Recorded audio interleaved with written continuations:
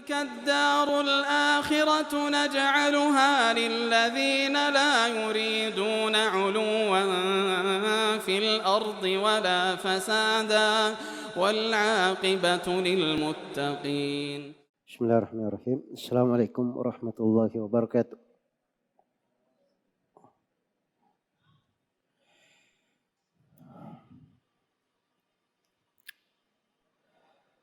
Alhamdulillahi Rabbil Alamin. Wassalatu wassalamu ala al-mabawuthi rahmatan lil alamin. Nabiyina Muhammad wa ala alihi wa sahbihi wa man tabi'ahum bi ihsanin ila yaumiddin, amma ba'd.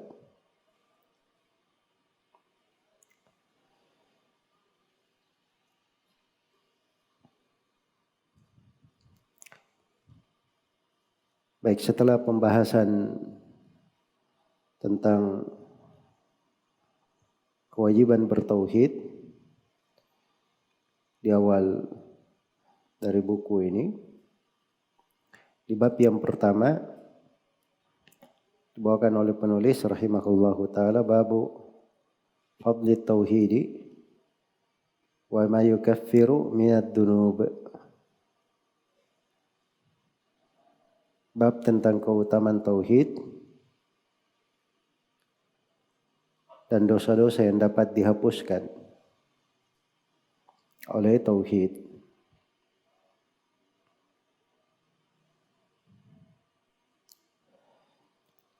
Baik, ini bab yang pertama setelah penyebutan kewajiban bertauhid.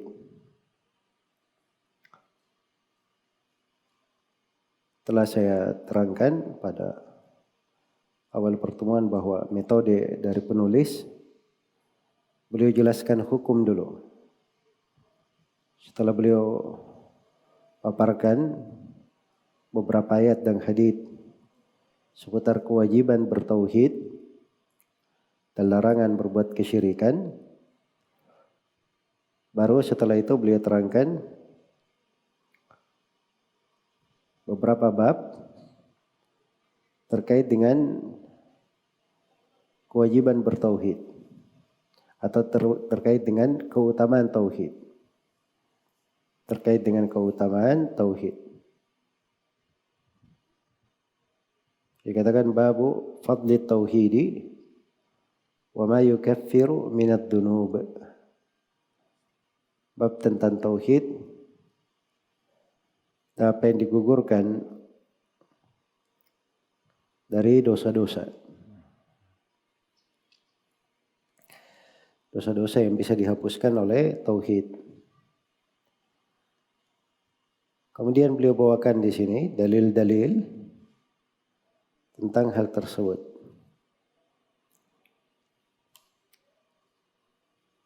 Pertama beliau bawakan ayat Al-Quran. Firman Allah Subhanahu wa taala, wa qaulillahi taala, dan firman Allah taala, alladzina amanu wa lam yalbisu imanahum bidzulmin ulaika lahumul aman wa hum muhtadun.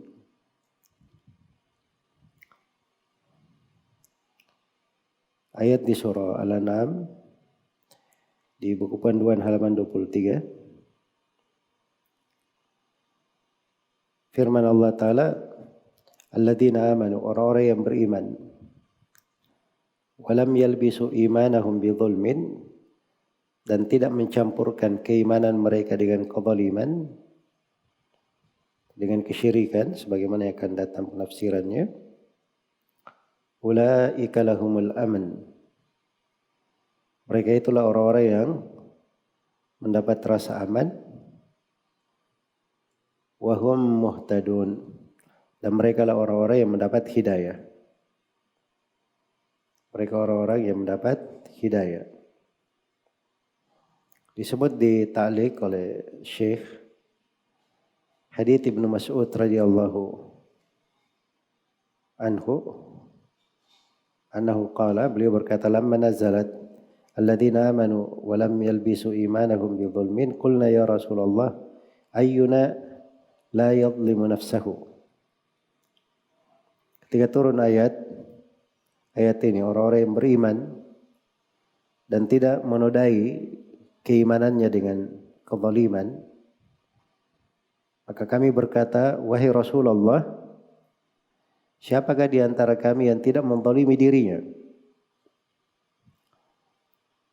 Dan ini dari ketinggian derajat para sahabat. Mereka itu kalau ada ayat atau ada pembicaraan Nabi Sallallahu Alaihi Wasallam, yang paling pertama mereka periksa adalah diri mereka sendiri.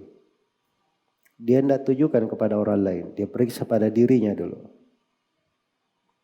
Makanya langsung berkata, siapa di antara kami yang tidak menzalimi dirinya? Ini mengkhawatirkan mereka.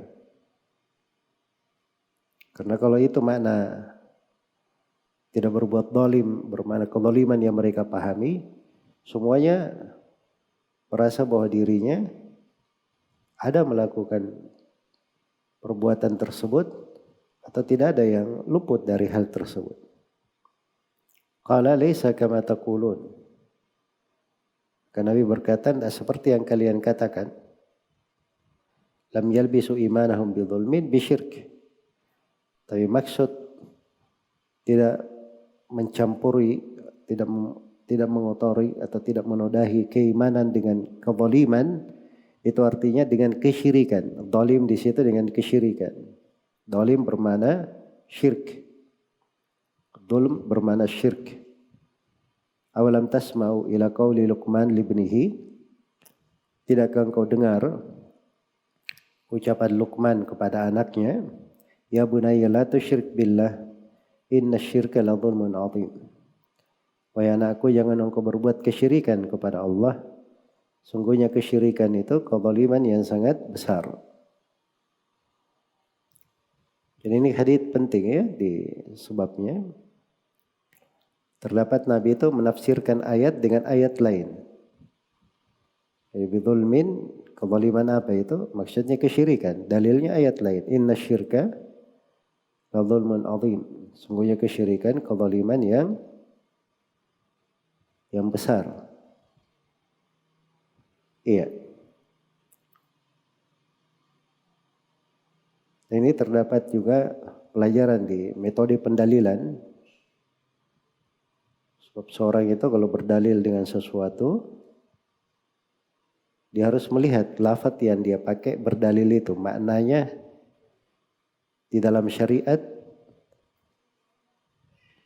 bagaimana, maksud atau tempat penggunaannya kayak bagaimana. Nah, itu ada metode namanya pendalilan. Baik. Jadi maksudnya ayat ini, alladzina amanu wa lam yalbisu imanahum bidzulmin, orang yang beriman dan tidak menodai keimanannya dengan kesyirikan, dengan kezaliman maksudnya dengan kesyirikan, maka dijamin untuknya dua hal. Ulaika lahumul aman, untuk mereka keamanan. Wa hum muhtadun, dan mereka mendapat hidayah. Dikatakan di sini oleh Syekh Hafizahullah, munasabatu hadzal babi li kitab tauhid. Hubungan antara bab ini dengan kitab tauhid. Jadi ini bab yang pertama ya, atau bab yang dihitung bab pertama, dan bagi sebagian ulama dihitung bab yang kedua. Kalau di awal buku dihitung sebagai bab pertama. Tapi kebanyakannya di awal buku itu tidak dihitung bab pertama, dihitung pendahuluan untuk buku. Penjelasan tentang kewajiban tauhid. Kata beliau, lamma bayyana fil babil awwali wujubat tauhid wa ma'nahu, bayyana fi hadzal babi fadl at-tauhid wa atharahu al-hamidata wa nataijahu al-jamilata allati ma'aha takfirud dzunub li ajli al-hathi alaihi wa at-targhibi fihi. Kata beliau, setelah pada bab pertama menerangkan kewajiban dan makna tauhid, maka pada bab ini penulis menerangkan keutamaan tauhid. Keutamaan tauhid dan dampak-dampak baik pengaruh-pengaruh baik dari tauhid itu. Serta hasil-hasil tauhid yang indah. Hasil atau buah dari tauhid yang indah. Di antara pengaruh dan buah tauhid itu, tauhid adalah penghapus dosa-dosa. Jadi minha takfirud dunub. Iya. Dan ini dibawakan oleh penulis, hal ini dilakukan oleh penulis li'ajlil hathi wat targhibi fihi. Untuk memberi dorongan dan motivasi tentang keutamaan tauhid. Keutamaan tauhid. Iya. Jadi ini lebih mendalam ya, kenal hukumnya. Setelah kenal hukum, dia kenal keutamaannya. Kenal keutamaan. Kayaknya kadang seorang itu dia mengenal hukum itu lebih penting sebelum mengenal apa? Keutamaan. Sama ketika ayat dikatakannya tentang puasa, ya ayyuhalladzina amanu kutiba alaikumusshiyam. Wahai orang-orang yang beriman, diwajibkan atas kalian puasa. Dipanggil dulu dengan seruan keimanan. Terus diterangkan dulu kewajiban puasa. Dan diterangkan bahwa kewajiban ini atas kalian sebagaimana telah diwajibkan atas orang-orang sebelum kalian. Kutiba alaikumushiyamu kama kutiba alal ladzina min qablikum. Baru akhirnya diterangkan keutamaan. La'allakum tattaqun. Supaya kalian bertakwa. Jelas ya? Itu akhir keutamaan. Nabi SAW dalam hadits Utsman bin Affan, riwayat Bukhari dan Muslim, beliau memperagakan wudhu dulu. Beliau peragakan wudhu. Dari cuci telapak tangan sampai mencuci kaki. Setelah memperagakan wudhu hukumnya, baru beliau katakan ini wudhu. Hadal wudhu. Man tawadda'a nahwa wudhu'i hadha. Thumma salla raka'ataini la yuhaddith fihi ma nafsahu. Ghufira lahu ma taqaddama min dhanbi. Inilah wudhu. Siapa yang berwudhu seperti wudhuku ini, lalu dia sholat 2 rakaat, dia tidak bisikkan pada dirinya sesuatu, maksudnya tidak was-was, atau tidak menjawab hal-hal yang datang dari syaitan ketika dia sholat, maka akan diampuni dosa-dosanya. Jadi keutamaan diterangkan setelah penjelasan hukum. Iya. Ini metode nabawiyah. Sebab orang kalau diikat dengan hukum, hatinya itu terikat. Sudah terikat hati. Begitu sudah terikat hatinya, dikasih dorongan dengan keutamaan, baru dia bisa lari kencang. Dia akan bergerak dengan bagus. Tapi kalau dikasih dorongan, namun tidak tahu kemana arahnya, cuma didorong-dorong saja, ya mungkin hari ini bergerak, berjalan, tapi nanti tidak ada hal yang mengikatnya, tidak ada arahannya. Mungkin suatu hari dia berhenti.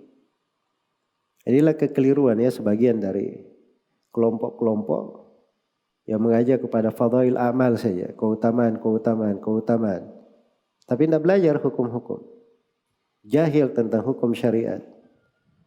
Tata cara sholat, tata cara puasa. Apalagi hukum-hukum terkait dengan tauhid. Pembahasan-pembahasan seputar kesyirikan. Apalagi pembahasan-pembahasan yang detail di dalam agama. Ya. Karena pikirannya cuma keutamaan saja. Nanti kalau datang suatu masa, sudah bosan dia dengar keutamaan, maka itu memberi pengaruh, menurunkan semangat dalam jiwa itu besar sekali. Kadang menghilangkan semangatnya. Tapi beda dengan orang yang diikat dengan hukum. Hatinya itu ada ikatan. Jadi dia pun turun semangat, dia tahu ada ikatannya. Dia terikat hatinya. Tahu ada kewajiban. Ya, terikat dengan hukum-hukum itu lebih membuat seorang stabil. Dan itu metode ya di dalam belajar. Karena itu seorang harus tahu ketentuan-ketentuan hukum, dan setelah itu dia mengenal dari keutamaan-keutamaan untuk memotivasi dia, memicunya supaya melaju dengan lebih cepat. Baik, bab, apa itu bab? Kata beliau, huwa lughatan al-madkhal. Wastilahan ismun li jumlatin minal ilmi tahtahu fusulun wa masailu ghaliban. Beliau definisikan ya kata-kata yang ada di dalam bab. Kata bab secara bahasa adalah tempat masuk. Adapun secara istilah itu adalah nama untuk sekumpulan ilmu. Biasanya di bawahnya terdapat pasal-pasal dan permasalahan-permasalahan. Iya. Kalau misalnya ada kitab ya, Kitabut Thahara, bab tentang bersuci.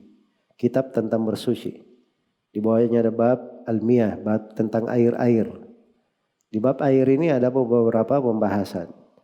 Ada hukum air laut, ada hukum air yang sudah air diam, ada hukum air yang bergerak dan seterusnya. Iya. Jadi itu ada lagi pembahasan di bawahnya. Biasanya begitu. Jadi bab itu sekumpulan dari ilmu diterangkan di dalam bab itu. Biasanya di bawahnya ada pasal-pasal dan ada pembahasan-pembahasan. Yukaffiru, kata beliau, at-takfir fil lugha as-sitr wa taghtiyah wa syar'an mahwud dambi hatta yasira bi manzilatil ma'dum. Kita beliau kafir, menghapuskan. Secara bahasa takfir berarti penabiran dan penutupan. As-sitr dijadikan tabir, wa taghtiyah atau menutupinya.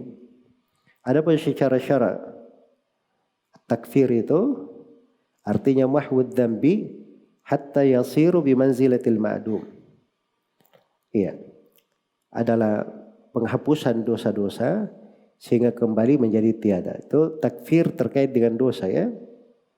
Terkait dengan dosa. Artinya kalau dikafirkan dosanya artinya digugurkan, dihapuskan. Dihapuskan. Sampai dosa-dosa itu kayak tidak ada. Binad dunubi min bayaniyatun walaysat litab'id. Minnya di sini penjelasan ya, kata min bermana penerangan. Jadi apa yang digugurkan yaitu berupa dosa-dosa. Dan minnya bukan bermana sebagian. Tidak boleh diartikan menggugurkan sebagian dosa-dosa, enggak. Tapi artinya di sini tauhid itu menggugurkan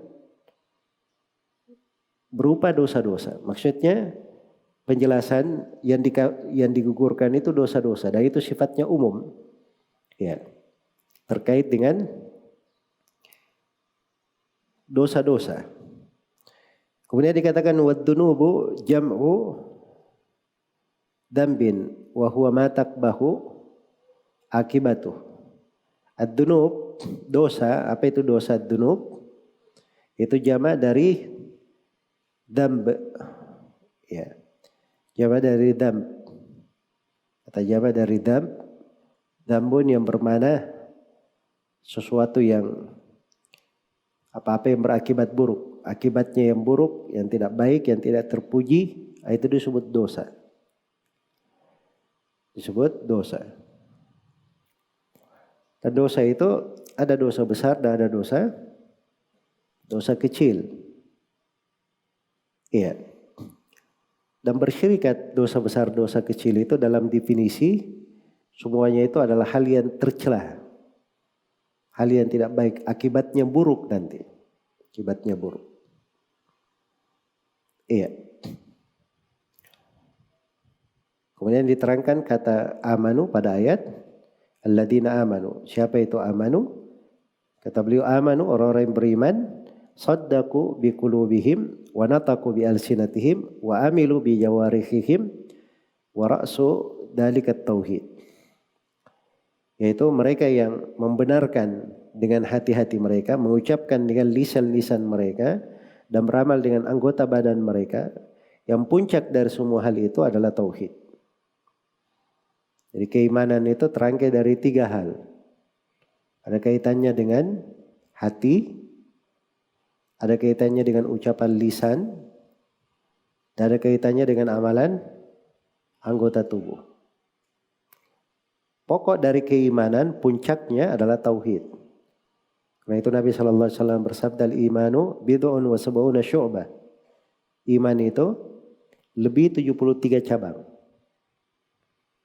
Atau dibahasakan lain 73 sampai 79 cabang. Iya. A'laha qaulu la ilaha illallah. Yang paling tinggi dari cabang-cabang keimanan itu adalah ucapan la ilaha illallah. Jadi pokoknya adalah tauhid. Jadi orang yang beriman, alladzina amanu wa lam yalbisu imanahum. Apa artinya yalbisu imanahum? Menodai keimanan mereka, kata Syekh, yukhallitu tauhidahum, yaitu mencampurkan tauhid mereka. Jadi tidak mencampur keimanan mereka, artinya tidak mencampur, tidak menodai tauhid mereka. Jadi iman diartikan tauhid.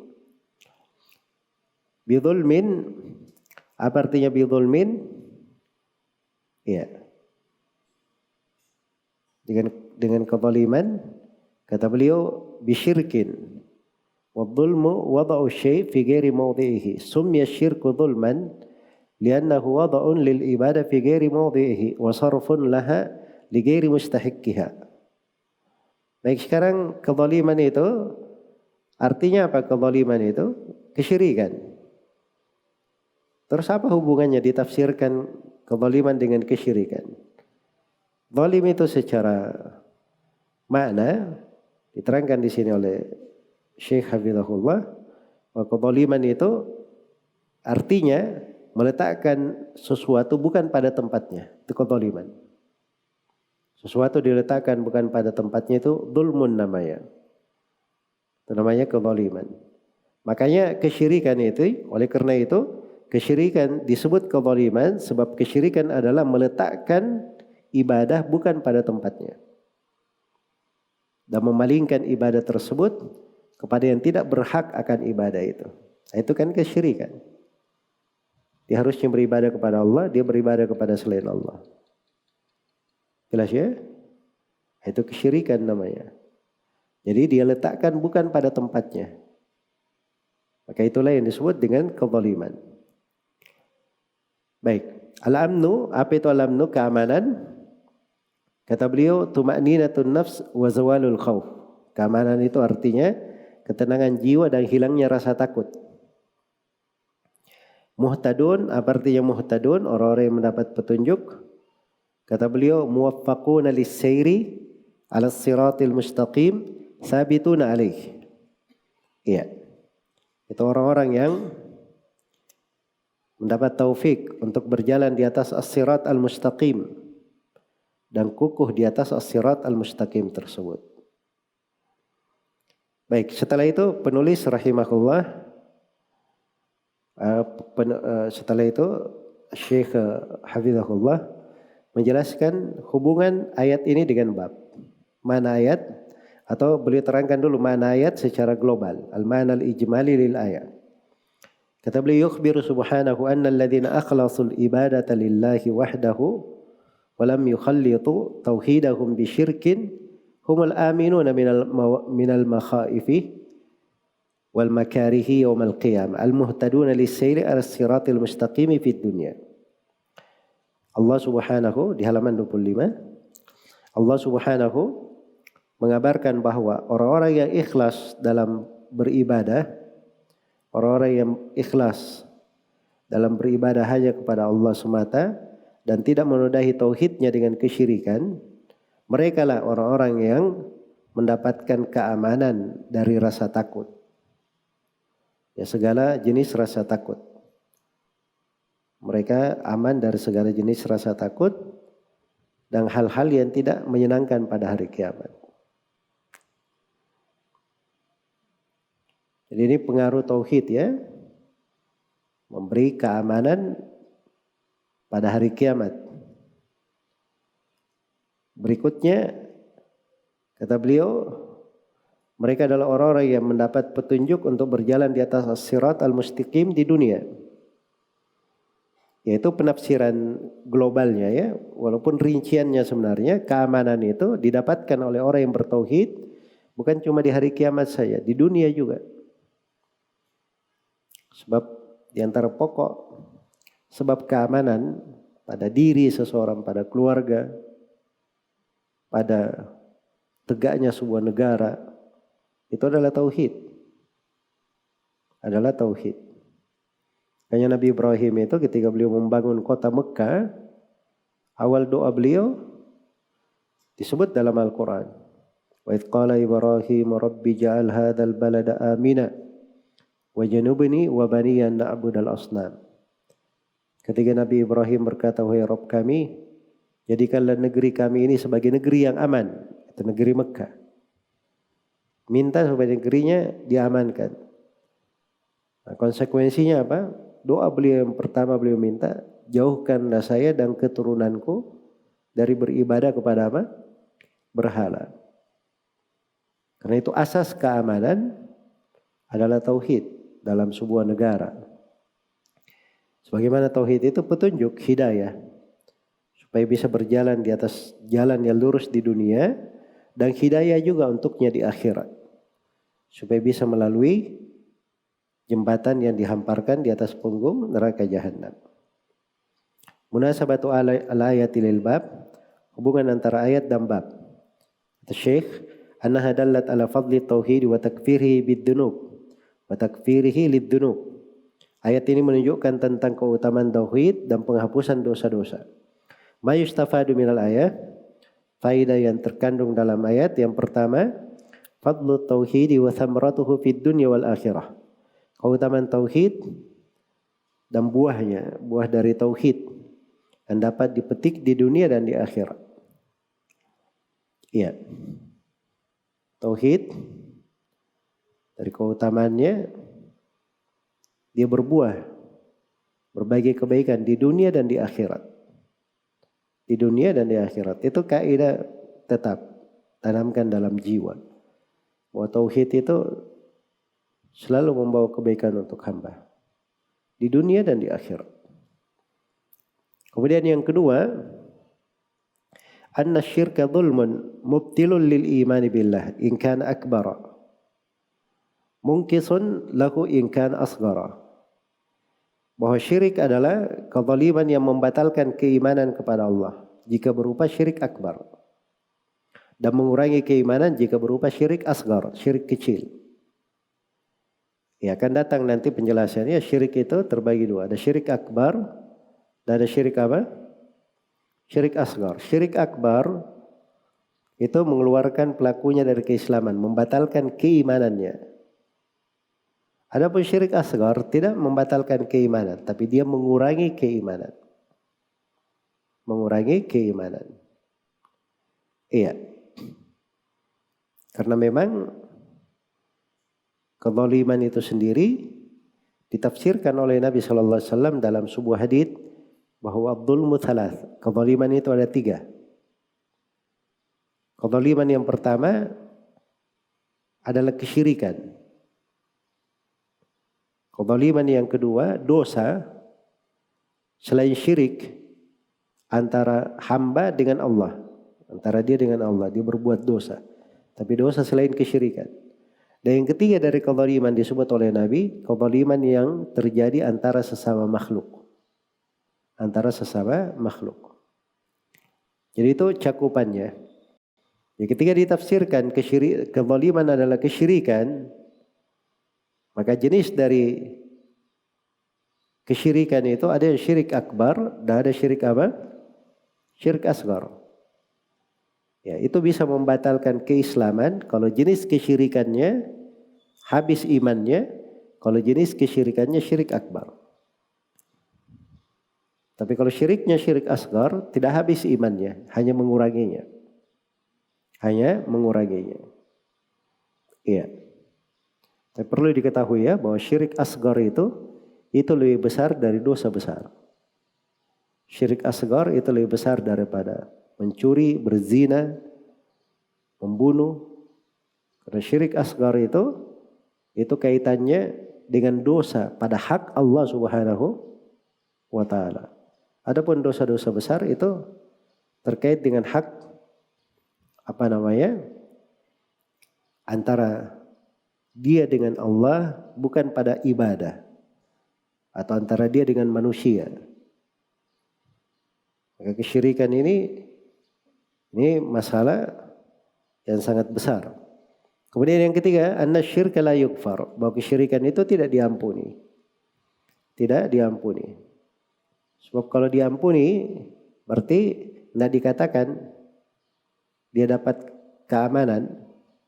Artinya kan kalau ayat siapa yang berbuat kesyirikan artinya tidak ada keamanan.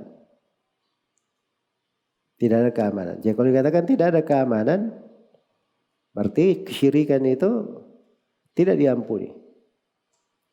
Tidak diampuni. Dia pasti akan selalu dipermasalahkan. Dan yang keempat, anna syirka yusabbibul khawfa fid dunya wal akhirah. Bahwa kesyirikan itu mengakibatkan ketakutan di dunia dan di akhirat. Menyebabkan ketakutan di dunia dan di akhirat. Baik. Selesai satu ayat untuk hari ini. Saya persilahkan kalau ada pertanyaan.